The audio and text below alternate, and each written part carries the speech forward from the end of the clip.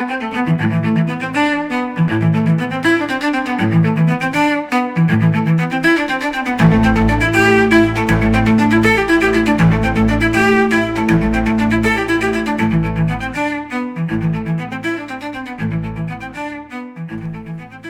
là, on va entendre Philippe de Villiers parler des ZFE, parce que personne d'autre en parle, il n'y a que la droite. Alors, il y a un député du Rassemblement national qui réagit face à cela, c'est un peu son sujet de prédilection.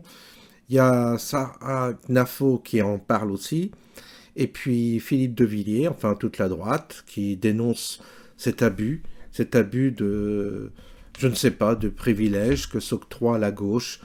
Gauche, alors là, absente sur le sujet. La gauche qui défend les travailleurs, alors elle défend les migrants qui arrivent, elle veut les installer en centre-ville, elle va même promouvoir la construction de logements sociaux pour accueillir ces beaux migrants dans les centres-villes. Mais la classe moyenne française, elle, tu dégages, tu n'existes plus, tu dois disparaître du pays. En gros, vous êtes interdit de vivre, on va plus pouvoir vivre en France. C'est ce qu'ils veulent, à terme. Et c'est ce qu'explique d'ailleurs Philippe de Villiers. Vous avez remarqué, les syndicats ne disent rien à ce propos. Rien. Ils ne dénoncent rien. Ils sont censés défendre des travailleurs pauvres, qui ont des voitures critères 3 et qui vont plus pouvoir aller bosser en voiture. Formidable, les syndicats. La CGT, en l'occurrence. CGT, de mémoire, qui a collaboré avec le nazisme pendant le pacte germano-soviétique, pour qu'on se souvienne un peu. Donc on a vraiment une classe politique scindée en deux. Vous avez la droite un peu dure.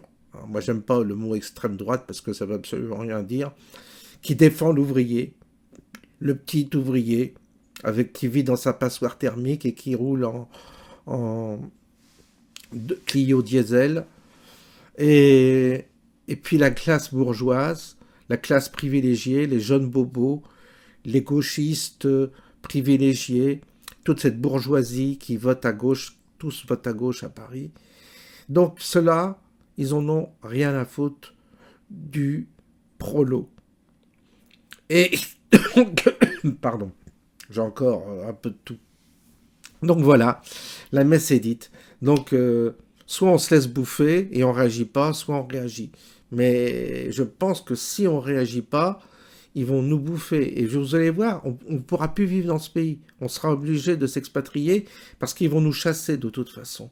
À force de multiplier les interdictions, vous n'êtes pas aux normes. Ta fosse septique n'est pas aux normes, ta maison n'est pas aux normes, ta voiture n'est pas aux normes, tes gosses sont pas aux normes, tu sais pas parler l'anglais, tu seras pas aux normes, tu seras pas vacciné, tu seras pas aux normes. T'inquiète, tu vas être obligé de t'expatrier. Donc il va falloir choisir un endroit où atterrir, parce que là, franchement, la France, c'est plus fait pour nous. On veut nous chasser de la France. Comme le français moyen n'a pas encore compris, je pense que c'est mort pour nous. On écoute Philippe de Villiers. Et non l'écologie punitive ou l'écologisme. Depuis le 1er janvier 2025, plus d'un Français sur 4 n'a pas le droit de circuler librement dans 4 grandes agglomérations, Paris, Lyon, Grenoble et Montpellier. C'est comme ça qu'introduit nos confrères de Boulevard Voltaire dans un article très intéressant où ils expliquent la mise en place des ZFE renforcés, où les véhicules classés critère 3, eh bien c'est 29% du parc automobile qui n'ont pas accès. Et on voit cette carte justement qui nous permet de mesurer la fracture avec qui à Paris, à Lyon, à Grenoble et à Montpellier, où les bagnoles entre guillemets n'ont pas le droit de rentrer. Que vous inspirent ces mesures qui impactent massivement ces Français, Philippe de Villiers ? Il faut féliciter Gabriel Cluzel qui a eu l'idée de cette carte parce qu'elle est très impressionnante. Alors je vais vous dire, la France est coupée en deux. Il y a les anywhere et les somewhere. J'ai déjà utilisé cette expression, mais je trouve qu'elle est pertinente. C'est une... Oui. Alors les anywhere, c'est ceux qui sont de nulle part. Les somewhere, ceux qui sont de quelque part. Ça résume tout. Et donc, en fait, les anywhere ont le pouvoir, pas les somewhere. Et donc les Anywhere, ils veulent pas entendre parler des Bodins, ils veulent pas entendre parler du virilisme du barbecue, ils veulent pas entendre parler du modèle du jardin auprès de la petite maison, ils veulent pas entendre parler des beaufs.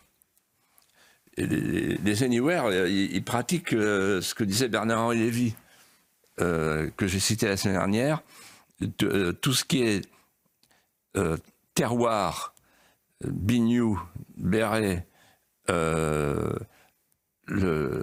franchouillard nous est insupportable et odieux. Bon. C'est-à-dire, nous sommes cosmopolites. Tu vois. Ils sont cosmopolites, ils sont mondialistes, ils sont européistes, ils sont multiculturalistes, etc. Voilà, des Anywhere qui regardent les Somewhere comme des gens inférieurs. Et en fait, les Anywhere ont gagné 3 fois par une triple spoliation. La spoliation de l'outil de travail. On n'a plus besoin de producteurs, on a des consommateurs. On va donc chercher notre alimentation sur le marché mondial, on va chercher notre industrie pharmaceutique sur le marché mondial, on va chercher tout. Et donc on passe en état d'infériorité technologique, numérique, et on devient un protectorat américain, et quand c'est pas un protectorat américain, pour les éoliens, un protectorat chinois. Voilà le résultat. La deuxième spoliation, c'est la spoliation de la propriété. Il y a 600 000 logements qui sont devenus des passoires thermiques, on peut plus louer, les propriétaires ne peuvent plus louer.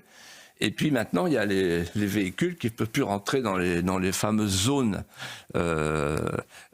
Et Guillaume Roquette parlait des zones d'exaspération. Voilà, la une du Figmag. Et puis c'est pas fini, puisqu'il y a les ânes dénoncés par David Lisnard, le président des maires, où on peut plus construire.